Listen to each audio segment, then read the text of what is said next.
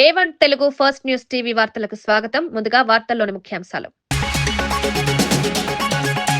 బాపట్ల జిల్లా కేంద్రం యథావిధిగా కొనసాగుతుందన్న ఎమ్మెల్యే నరేంద్ర వర్మ. అద్దంకి విలీనంతో బాపట్ల ప్రాధాన్యత తగ్గదని స్పష్టత. 5 నియోజకవర్గాలతో బాపట్ల జిల్లా మరింత విస్తరణ. జిల్లా మార్పుపై తప్పుడు ప్రచారాలను ఖండించిన ఎమ్మెల్యే.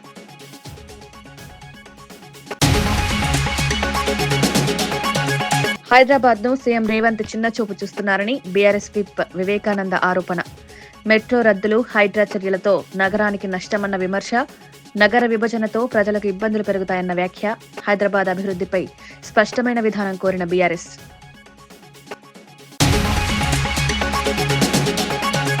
పద్దెనిమిది నెలల్లో అభివృద్ధి సంక్షేమంలో ముందంజలో కూటమి పాలన నిలిచిపోయిన అభివృద్ధి పనులు మళ్లీ ప్రారంభమన్న అశోక్ బాబు.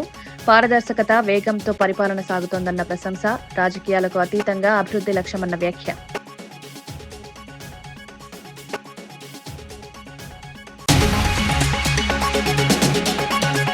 అపారెల్ పార్క్ ను సందర్శించిన కేటీఆర్. కాంగ్రెస్ ప్రజా వ్యతిరేక విధానాలతో నేత కార్మికులకు అన్యాయం జరుగుతోందని ఆగ్రహం. 25,000 మంది మహిళలకు ఉపాధి కల్పించాలనే ఉద్దేశంతో పార్కును ఏర్పాటు చేసినట్లు వెల్లడి.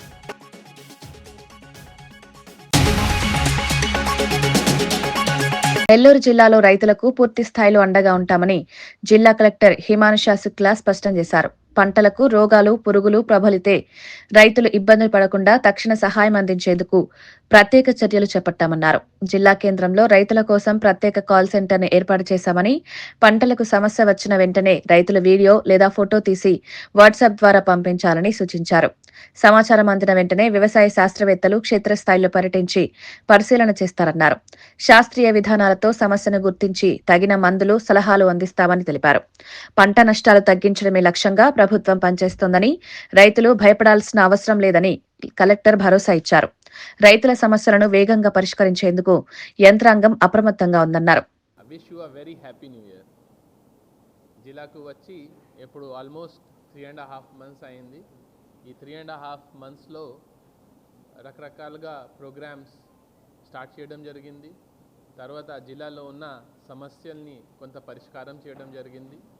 ఈరోజు 31 December. సో ఈ లాస్ట్ 3.5 monthsలో ఏమేం చేయగలిగాము, తర్వాత రాబోయే రోజుల్లో ఇంకా ఏమేం చేయడానికి ఆలోచన ఉంది, దీని మేరకు ఈ ప్రెస్ కాన్ఫరెన్స్ పెట్టడం జరిగింది.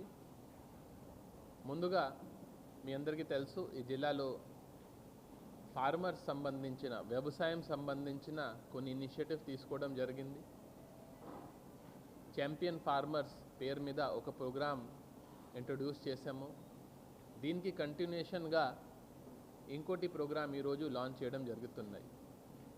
మీ అందరికీ తెలుసు, ఇప్పుడు గవర్నమెంట్ తరపున మన అగ్రికల్చర్ సైంటిస్ట్ చాలామంది అపాయింట్ చేయడం జరిగింది.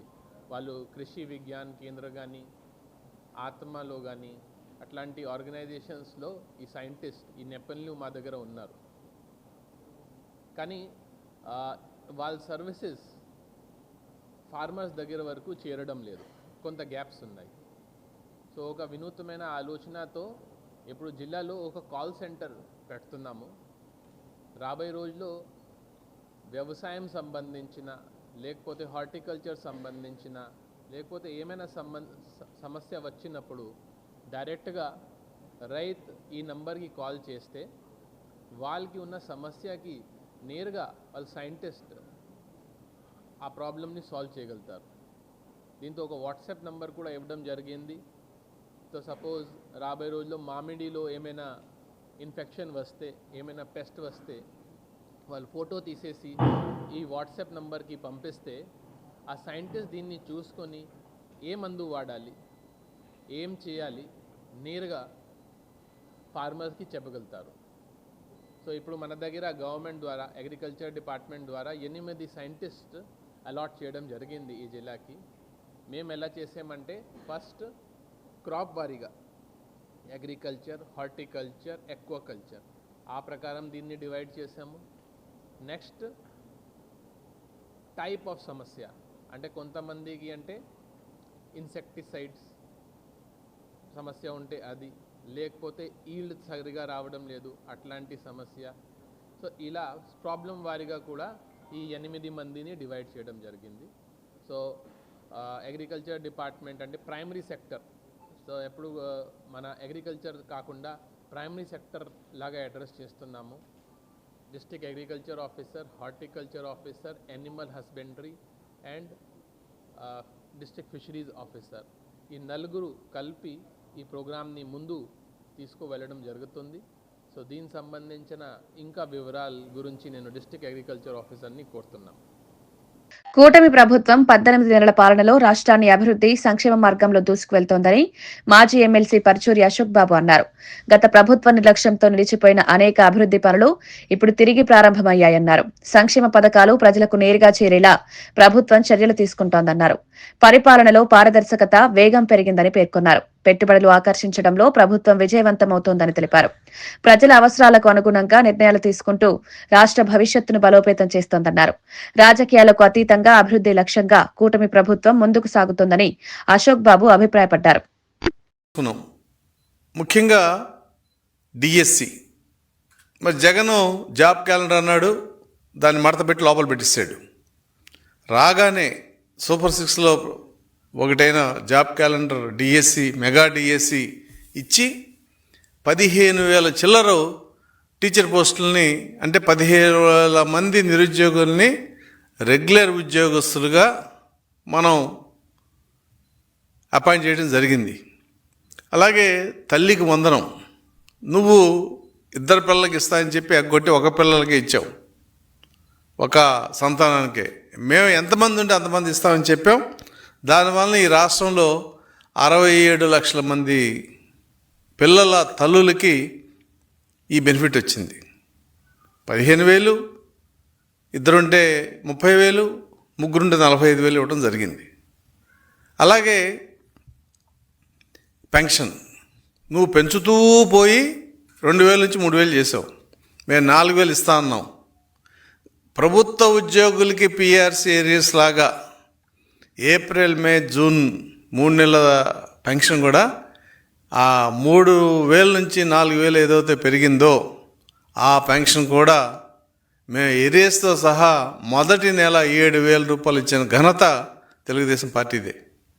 ఆ రోజు ప్రజల యొక్క ఆనందం, ఆ కళల్లో ఆ కాంతులు అనేది చూస్తే తప్ప తెలుస్తుందే కానీ నువ్వు ఏదో తాడేపల్లి కోటలో ఉంటే నీకు అర్థం కాదు. అంటే భారతదేశంలో 4,000 పెన్షన్ అనేది ఆంధ్ర రాష్ట్రం ఒకటే ఇస్తుంది. ఏ రాష్ట్రంలో 4,000 లేవు. ఇవ్వటమే కాకుండా మేము అమలు చేసిన తేదీకి ఆ సంవత్సరం మొదటి నుంచి మేము ఆ 3 నెలల ఏరియాస్ కూడా ఇస్తామని చెప్పి 7,000 ఇవ్వటం అనేది ఒక చరిత్ర. అంతేకాదు ముఖ్యమంత్రి గారు ప్రతి నెల ఒక్కొక్క గ్రామానికి వెళ్ళి ఆ పెన్షన్ని ఆ కుటుంబానికి అందజేయటం, ఆ కుటుంబం ఆర్థిక స్థితిని గమనించి వాళ్ళకి ఏం కావాలో కూడా ఆయన ఇవ్వడం జరుగుతుంది. అంటే ఒక్క కుటుంబానికి ఇస్తే అవుతుందా అంటే అది కాదు. కానీ ముఖ్యమంత్రి గారి కన్సర్న్ పెన్షన్ ఇచ్చేవాళ్ళు సుఖంగా ఉండాలి, పెన్షన్ వాళ్ళకి జీవనాధారం కావాలి, పని చేసుకునే వాళ్ళు, వృద్ధులు, హ్యాండిక్యాప్ వాళ్ళు, వీళ్ళందరూ కూడా, సింగిల్ ఉమెన్, కిడ్నీ ప్రాబ్లం ఉన్న వాళ్ళు అందరికీ రకరకాల పెన్షన్లలో ఇవాళ పూర్తిగా అంగవైకల్యం ఉన్న వాళ్ళకి 15,000 రూపాయల పెన్షన్ ఇస్తున్నాం. దాదాపుగా గవర్నమెంట్లో ఒక అవుట్సోర్సింగ్ ఉద్యోగం లాంటిది అది. మరి ఈ రకమైన సంక్షేమం భారతదేశంలో ఏ రాష్ట్రం ఇవ్వట్లా, ఓన్లీ ఆంధ్రప్రదేశ్ ఇస్తుంది. మనకు డబ్బులు ఎక్కువే కాదు. కానీ జగన్ ముఖ్యమంత్రి రేవంత్ రెడ్డి హైదరాబాద్ నగరాన్ని చిన్నచూపు చూస్తున్నారని BRS assembly whip KP Vivekananda Goud తీవ్ర ఆరోపణలు చేశారు. మొదటి నుంచి హైదరాబాద్ ప్రతిష్టను దెబ్బతీసే విధంగా ప్రభుత్వ నిర్ణయాలుంటున్నాయని విమర్శించారు. మెట్రో ప్రాజెక్టుల రద్దు, హైడ్రా కూల్చివేతలు, నగర విభజన వంటి చర్యలు హైదరాబాద్ కు నష్టం కలిగిస్తున్నాయని పేర్కొన్నారు. హైదరాబాద్ ను పట్టించుకోకుండా ఫోర్ట్ సిటీ పేరుతో కొత్త కలలు కంటున్నారని ఎద్దేవా చేశారు. దూర గ్రామాలను నగర పరిధిలో కలపడం వల్ల ప్రజలకు తీవ్ర ఇబ్బందులు ఎదురవుతున్నాయని తెలిపారు. జీహెచ్ఎంసీ పోలీస్ కమిషనరేట్ల విభజన కూడా గందరగోళంగా మారిందని ఆరోపించారు. హైదరాబాద్ అభివృద్ధిపై ప్రభుత్వం స్పష్టమైన విధానం ప్రకటించాలని డిమాండ్ చేశారు.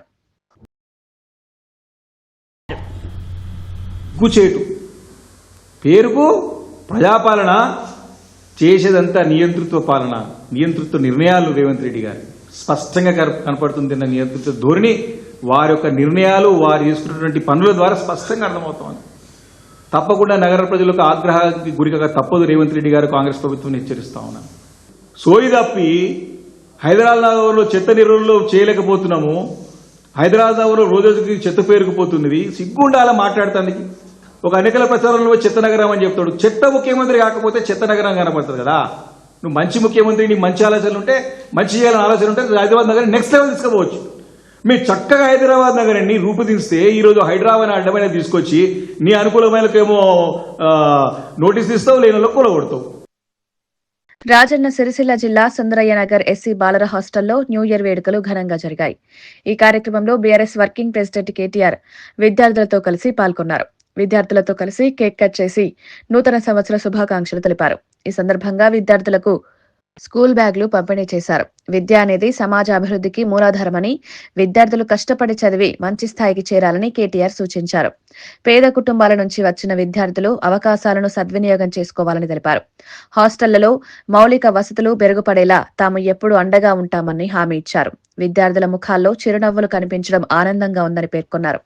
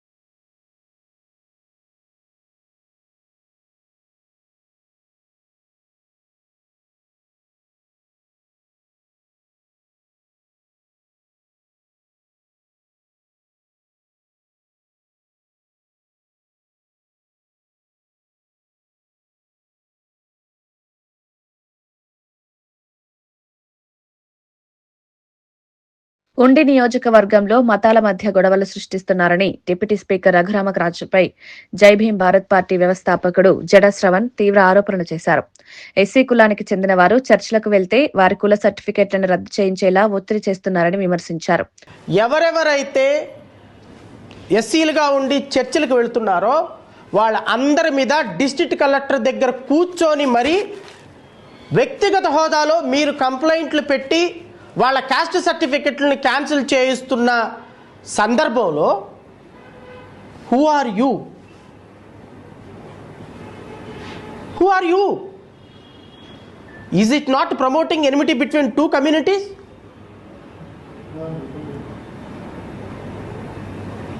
పోనీ ఈ కోన జోసెఫ్ అనేటువంటి వ్యక్తి నీ మీద ఏమైనా కంప్లైంట్ పెట్టాడా? పోనీ నీకు తెలిసిన వాళ్ళ మీద ఏమైనా కంప్లైంట్ పెట్టాడా? ఏమంటే ఆయన ఎస్సీ కాదు, ఆయన చర్చికి వెళ్తున్నాడు, నా మీద కంప్లైంట్ పెట్టాడు, నేను బాధితుడిని కాబట్టి అతను క్యాస్ట్ సర్టిఫికేట్ క్యాన్సిలేషన్ చేయండి అని చెప్పేసి నువ్వు కలెక్టర్ కంప్లైంట్ పెట్టు, వెరీ గుడ్, అప్రిషియేట్. కానీ హూ ఆర్ యూ సార్? ఎవరైనా వెళ్ళిపోయి సార్ నా మీద పలానా వాడు ఎస్సీ ఎస్టీ కేసు పెట్టాడు, నేను ఆయన కులం పేరుతో తిట్టాను అంటే వాడు చర్చికి వెళ్తున్నాడో లేదో చూడు, వాళ్ళ అమ్మ నాన్న సమాధులు ఉన్నాయో లేదో చూడు, ఆ సమాధులు ఉంటే ఫోటోలు తీసుకొనిరా, నేను డిస్ట్రిక్ట్ కలెక్టర్కి ఒక లెటర్ రాసేసి కంప్లైంట్ పెట్టేసి వాడు క్యాష్ సర్టిఫికేట్ క్యాన్సిల్ చేస్తారని యుద్ధ ప్రాతిపదికన పంచె అగ్గొట్టుకొని కోడి పందాలకు దిగినట్టు కూర్చొని ఉండి కాన్స్టిట్యున్సీలో ఇద్దరు కమ్యూనిటీల మధ్య గొడవలు పెడుతుంది మీరు కాదా డిప్యూటీ స్పీకర్ హోదాలో? What is your locus? What is this? ఎందుకు ఈ కంప్లైంట్లు పెడుతున్నారు మీరు? కంప్లైంట్లు పెడితే promoting enmity between two communities మధ్య పెడితే నీ మీద పెట్టాలి. మీ మీద పెట్టాలి sir. Deputy speaker, MLA, collector దగ్గర కూర్చొని వాడి క్యాస్ట్ సర్టిఫికేట్ మీద నేను కంప్లైంట్ పెట్టారంటే వాట్ రిజల్ట్ యువర్. బాపట్ల జిల్లా కేంద్రంపై ఎలాంటి అపోహలు అవసరం లేదని బాపట్ల ఎమ్మెల్యే వేగేశన నరేంద్రవర్మ స్పష్టం చేశారు. బాపట్ల జిల్లా యథావిధిగా జిల్లా కేంద్రంగానే కొనసాగుతుందని ఆయన తెలిపారు. నూతన జిల్లాల అమలులో భాగంగా అద్దంకి నియోజకవర్గం ప్రకాశం జిల్లాలో కలిసినప్పటికీ బాపట్ల జిల్లా ప్రాధాన్యత తగ్గదన్నారు. 5 నియోజకవర్గాలతో బాపట్ల జిల్లా మరింత విస్తరిస్తుందని పేర్కొన్నారు. జిల్లా అభివృద్ది, పరిపాలనా సేవల విస్తరణపై ప్రభుత్వం ప్రత్యేక దృష్టి సారించిందన్నారు. ప్రజలు అనవసర ప్రచారాలకు లోను కాకుండా వాస్తవాలను తెలుసుకోవాలని ఆయన కోరారు. జిల్లా కేంద్రం మార్పుపై జరుగుతున్న తప్పుడు ప్రచారాలను పూర్తిగా ఖండించారు. బాపట్ల జిల్లాను అన్ని రంగాల్లో అభివృద్ది పదంలో ముందుకు తీసుకువెళ్లడమే లక్ష్యమని ఎమ్మెల్యే స్పష్టం చేశారు. టెన్షన్గా ఉదయం 10 గంటలలోపే రాష్ట్ర వ్యాప్తంగా పెన్షన్లు పంచడం మీరు చూశారు.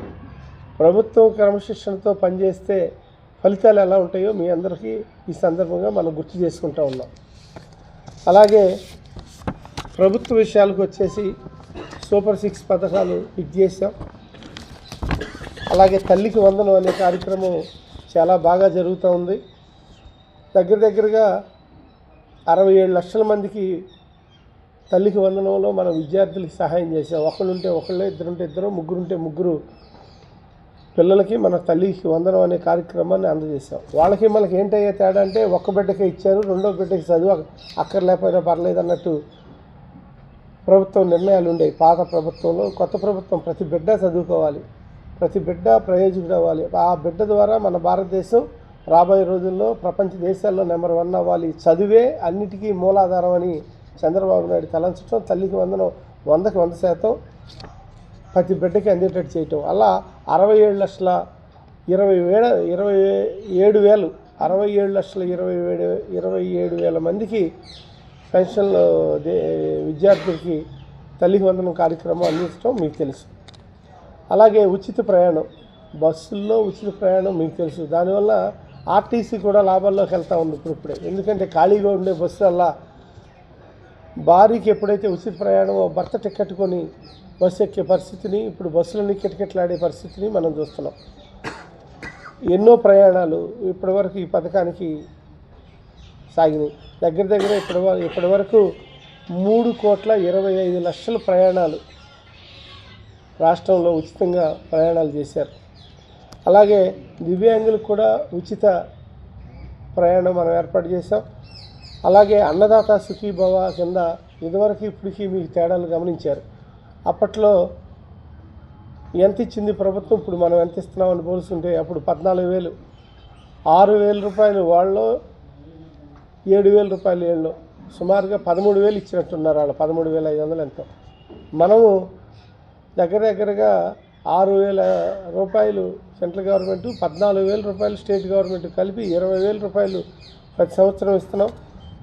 అది అన్నదాత సుఖీభవ కింద దగ్గరగా 6,310 మంది రైతుల ఖాతాల్లో 46 లక్షల మంది రైతులకు ఈరోజు 6,310 కోట్ల రూపాయలు ఖాతాల్లో పడిన విషయం మనందరికీ తెలుసు.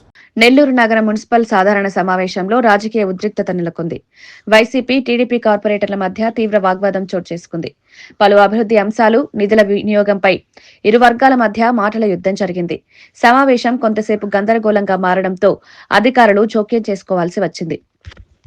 ప్రజా సమస్యల పరిష్కారంపై చర్చ జరగాల్సిన సమావేశం రాజకీయ ఆరోపణలకే పరిమితమైందని విమర్శలు వినిపిస్తున్నాయి. కార్పొరేటర్లు సంయమనం పాటించి ప్రజా సమస్యలపై దృష్టి పెట్టాలని పలువురు సూచించారు. సమావేశాన్ని శాంతియుతంగా కొనసాగించేందుకు మేయర్, అధికారులు ప్రయత్నించారు.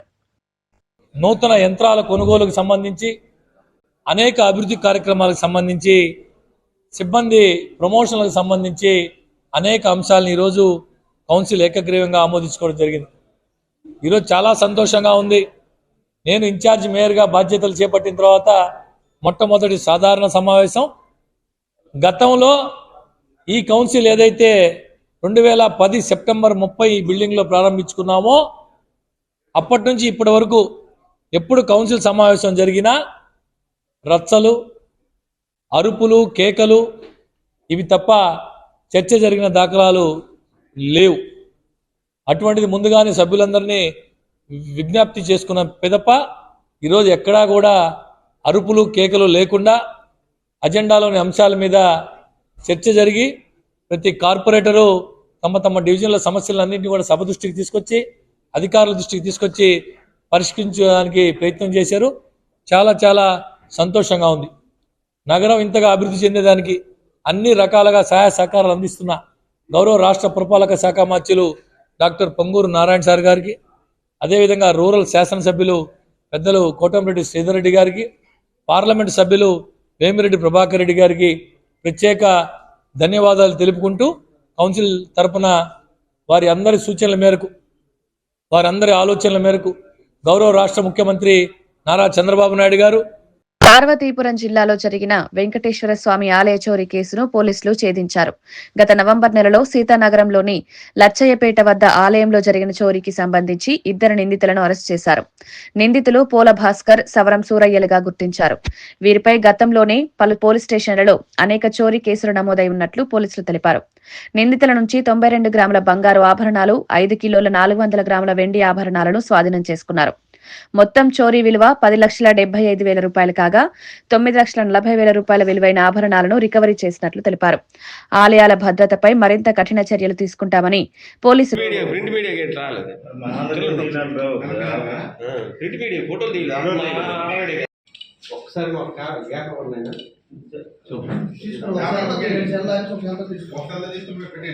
ఇవాళ మిమ్మల్ని ఇక్కడ పిలవడానికి ముఖ్య ఉద్దేశము 1/11/2025 రాత్రి ఒక దొంగతనం జరిగింది. లక్షపేటలోని ఒక ఎన్సిఎస్ ఫ్యాక్టరీ, షుగర్ ఫ్యాక్టరీ ప్రెమిసెస్లో ఉన్న ఒక వెంకటేశ్వర స్వామి ఆలయంలో ఒక దొంగతనం జరిగింది. దాని రిలేటెడ్ అక్యూజ్ని దర్యాప్తు చేస్తూ ఉండగా ఇవాళ మాకు వాళ్ళు ఇచ్చిన కన్ఫెషన్ రిపోర్ట్లో కొన్ని కీలక విషయాలు తెలిసాయి. దాన్ని బట్టి మేము కొన్ని వస్తువులు రికవరీ చేయడం జరిగింది. ఆ విషయాన్ని మీ ముందు ప్రస్తావించడానికి ఈ ప్రెస్ కాన్ఫరెన్స్ పెట్టడం జరిగింది. సవరం సూర్యం అని ఎవరైతే ఉన్నారో 40 కేసులలో ఇన్వాల్వ్ అయ్యారు. ఈయన మొత్తం కేసులు కూడా మోస్ట్లీ టెంపుల్ అఫెన్సెసే ఉన్నాయండి. ఈ పోలా భాస్కర్రావు పైన 71 కేసులు ఉన్నాయి. అందులో మిక్స్ ఆఫ్ కేసెస్ ఉన్నాయి, బట్ మోస్ట్లీ టెంపుల్ అఫెన్సెస్లో ఉన్నాడు అతను కూడా.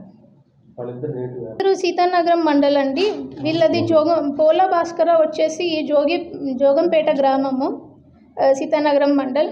అండ్ సవరం సూర్యం వచ్చేసి గుర్రాలమెట్ట గ్రామము, హీరా మండలం, శ్రీకాకుళం జిల్లా అండి. ఇప్పుడు ఆల్రెడీ ఒక కేసులో ఇన్వాల్వ్ అయ్యారు. ఆ తర్వాత వీళ్ళని జ్యుడిషియల్ కస్టడీ కింద బొబ్బిలిలో ఉంచారు. దెన్ వీళ్ళిద్దరూ మధ్య ఒక స్నేహం ఏర్పడినట్టుంది. ఆ తర్వాత వీళ్ళు దీనికి పాల్పడ్డారు. లచ్చంపేటలో కూడా ఇలాంటి ఆఫెన్స్ ఒకటి ఆల్రెడీ వీళ్ళిద్దరూ మోడస్ ఆపరండి టెంపుల్ థెఫ్టే కాబట్టి వీళ్ళ జ్యుడిషియల్ కస్టడీలో ఉన్నప్పుడు దీని గురించి ఒక ప్లాన్ వేసుకొని ఇది చేయాలి అన్న ఉద్దేశంతో చేశారు అని చెప్పి మాకు దర్యాప్తులో తెలిసిందండి. శివలింగం ధ్వంసం ఘటనపై జిల్లా ఎస్పీ కీలక వివరణ ఇచ్చారు. ఈ ఘటనలో ఎలాంటి రాజకీయ కుట్ర లేదని స్పష్టం చేశారు. నిందితుడు ఇతర మతానికి చెందినవాడు కాదని, వ్యక్తిగత కక్షతోనే శివలింగాన్ని ధ్వంసం చేశాడని తెలిపారు. పూజారిపై ఉన్న కోపమే ఈ ఘటనకు కారణమని ప్రాథమిక విచారణలో తేలిందన్నారు. ఈ ఘటనకు మతపరమైన రంగు పులమవద్దని ప్రజలను కోరారు. శాంతి భద్రతలకు భంగం కలిగించే ప్రయత్నాలు ఎవరు చేసినా కఠిన చర్యలు తప్పవని హెచ్చరించారు. నిందితుడిపై చట్ట ప్రకారం కఠిన చర్యలు తీసుకుంటామని తెలిపారు. ప్రజలు అపోహలకు లోను కాకుండా సహకరించాలని ఎస్పీ విజ్ఞప్తి చేశారు. ఇన్ఫర్మేషన్ వచ్చింది, అది ఇన్ఫర్మేషన్ మీద బేస్ చేసుకొని వెంటనే మా పోలీస్ టీమ్స్ అక్కడ రెస్పాండ్ అయ్యారు. వెంటనే మేము కూడా వాళ్ళకి 6 టీమ్స్లో ఫామ్ చేసి అంత చుట్టుపక్కల ఉన్న అంత సీసీటీవీ కెమెరాస్కి వెరిఫై చేసుకోమని చెప్పాము. So all our teams they verified all the CCTV cameras in the nearby areas. అది సీసీటీవీ కెమెరాస్ ఐడెంటిఫై చేసిన తర్వాత ఒక్కొక్క సీసీటీవీ నుంచి we got 1 footage in which ఒక పర్సన్ అక్కడ nearby that pond and that area కొంచెం loitering చేసినప్పుడు ఒక పర్సన్ ఫుటేజ్ దొరికింది. That person was seen going inside the temple through 1 gate and coming back within the span of 15 to 20 minutes. అది CCTV కొంచెం డీటెయిల్డ్గా మనకి verify చేస్తే we identified 1 person by the name Seelam Srinivas. అతను అంటే రామచంద్రపురం మండల్లో Tottapeta village నుంచి ఉన్నారు. అతనికి based on the scooty in which he has come and his clothes మేము ఐడెంటిఫై చేసి అతనికి వీ హ్యావ్ కాట్ హిమ్. అది తర్వాత అతనికి బ్యాక్గ్రౌండ్ చూస్తే తాడిపత్రి ప్రజల మార్పు కోసమే తాను ఒక రోజు దీక్ష చేపట్టినట్లు జేసీ ప్రభాకర్ రెడ్డి సంచలన ప్రకటన చేశారు. రేపు తాడిపత్రిలోని గాంధీ విగ్రహం వద్ద ఈ దీక్ష చేపట్టనున్నట్లు తెలిపారు. నియోజకవర్గంలో జరుగుతున్న సమస్యలు, అభివృద్ధి లోపాలను ప్రజల ముందు ఉంచేందుకే ఈ దీక్ష చేస్తున్నారని చెప్పారు. తాడిపత్రి ప్రజల భవిష్యత్తుపై తనకు పూర్తి బాధ్యత ఉందని పేర్కొన్నారు. 2026 నాటికి తాడిపత్రి నియోజకవర్గాన్ని మరింత అభివృద్ధి చేస్తానని హామీ ఇచ్చారు. ప్రజల ఆకాంక్షలకు అనుగుణంగా పనిచేస్తానని, వారి మనసులోని మాటలను వినేందుకు ఈ దీక్ష ఒక వేదికగా ఉంటుందన్నారు. ఈ ప్రకటనతో తాడిపత్రి రాజకీయాల్లో ఆసక్తి నెలకొంది. సో అక్కడ కూర్చొని ఒకరోజు ప్రజల యొక్క బాగోగుల కోసమే నేను అక్కడ కూర్చుంటున్నా. కొన్ని విషయాల్లో నేను చెప్పదలుచుకున్నా. ఎందుకంటే చాలా మందికి నా మీద ఒక విధమైన అభిప్రాయం ఉంది. అది బయటికి చెప్పాలని చెప్పి రేపు గాంధీ దగ్గర విగ్రహం దగ్గర కూర్చొని నా గ్రీవియన్స్ చెప్దాం అనుకుంటున్నా. నేను ఎందుకు ఇట్లా బిహేవ్ చేస్తా మీతో, నేను కరెక్టా కాదా అని, నేను కరెక్ట్ కాదని చెప్తే కూడా నేను కూడా మార్చుకునేదానికి ప్రయత్నిస్తా. నాకు ఒకటే ఉద్దేశం, తాడిపత్రి నా పెద్ద ఇల్లు, కాన్స్టిట్యున్సీ మా పెద్ద ఇల్లు. మమ్మల్ని ఇంత దూరం ఇక్కడ ఇట్లా కూర్చునేదానికి నీ యొక్క సహకారంతోనే ఇలా ఉంది జేసీ ఫ్యామిలీ. మరొకసారి 26 తాడిపత్రి బ్రహ్మాండంగా ఇంప్రూవ్ చేయాలనే ఒక కోరిక ఉంది. మీ ముందు నా యొక్క కోరికను పెట్టి మీరందరూ కరెక్టు అనే ఒక సందేశం ఇస్తే దాన్ని నెరవేర్చాలని నేత కార్మికులు యజమానులుగా మారాలన్నది కేసీఆర్ ఆలోచన అని కేటీఆర్ తెలిపారు. సిరిసిల్లలో నేత పరిశ్రమను మరింత బలోపేతం చేయాలన్న లక్ష్యంతో ప్రభుత్వం పనిచేయాలని సూచించారు. ఒక్కో కార్మికుడు మరో 10 మందికి ఉపాధి కల్పించే స్థాయికి ఎదగాలన్నారు. సిరిసిల్లను తిరుపూర్ మాదిరిగా దేశవ్యాప్తంగా గుర్తింపు పొందే వస్త్ర పరిశ్రమ కేంద్రంగా మార్చాలన్నారు. ఈ క్రమంలో వర్కర్ టు ఓనర్ పథకాన్ని సంక్రాంతిలోపు ప్రారంభించాలని ప్రభుత్వాన్ని కోరారు. కార్మికులు యజమానులుగా మారితే ఆర్థిక స్వావలంబన పెరుగుతుందని చెప్పారు. పరిశ్రమల అభివృద్ధి ద్వారా స్థానిక ఉపాధి పెరుగుతుందని కేటీఆర్ పేర్కొన్నారు. పార్కులో 2 పరిశ్రమలు మేమే తీసుకొచ్చాం.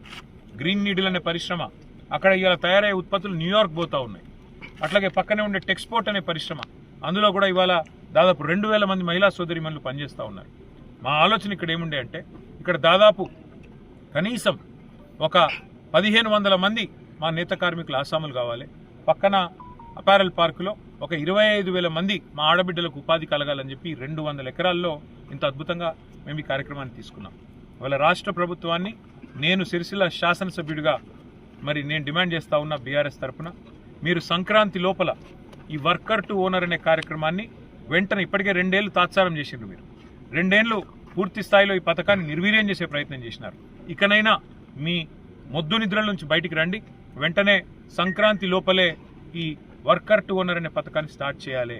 దానికి తగిన మొత్తంలో పూర్తి స్థాయిలో పవర్ లూమ్ సబ్సిడీ మీద కొనడానికి గతంలో ఏ ప్రణాళికలు అయితే ప్రభుత్వం రూపొందించిందో దానికి అనుకూలంగా వచ్చే బడ్జెట్లో కూడా డబ్బులు పెట్టాలి.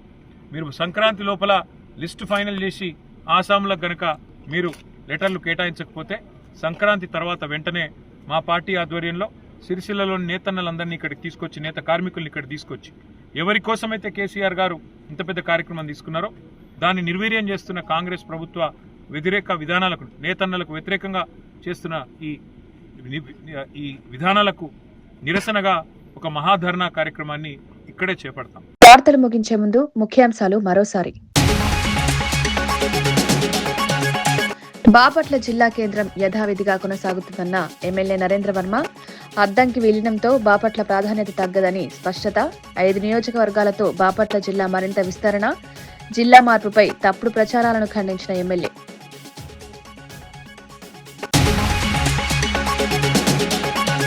హైదరాబాద్ ను సీఎం రేవంత్ చిన్నచూపు చూస్తున్నారని బీఆర్ఎస్ విప్ వివేకానంద ఆరోపణ. మెట్రో రద్దులు, హైడ్రా చర్యలతో నగరానికి నష్టమన్న విమర్శ. నగర విభజనతో ప్రజలకు ఇబ్బందులు పెరుగుతాయన్న వ్యాఖ్య. హైదరాబాద్ అభివృద్ధిపై స్పష్టమైన విధానం కోరిన బీఆర్ఎస్.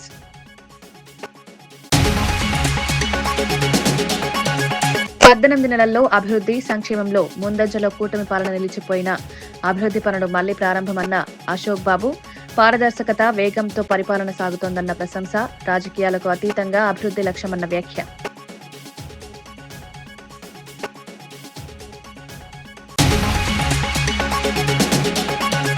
అపారెల్ పార్కును సందర్శించిన కేటీఆర్, కాంగ్రెస్ ప్రజా వ్యతిరేక విధానాలతో నేత కార్మికులకు అన్యాయం జరుగుతోందని ఆగ్రహం. 25,000 మంది మహిళలకు ఉపాధి కల్పించాలనే ఉద్దేశంతో పార్కును ఏర్పాటు చేసినట్లు వెల్లడి.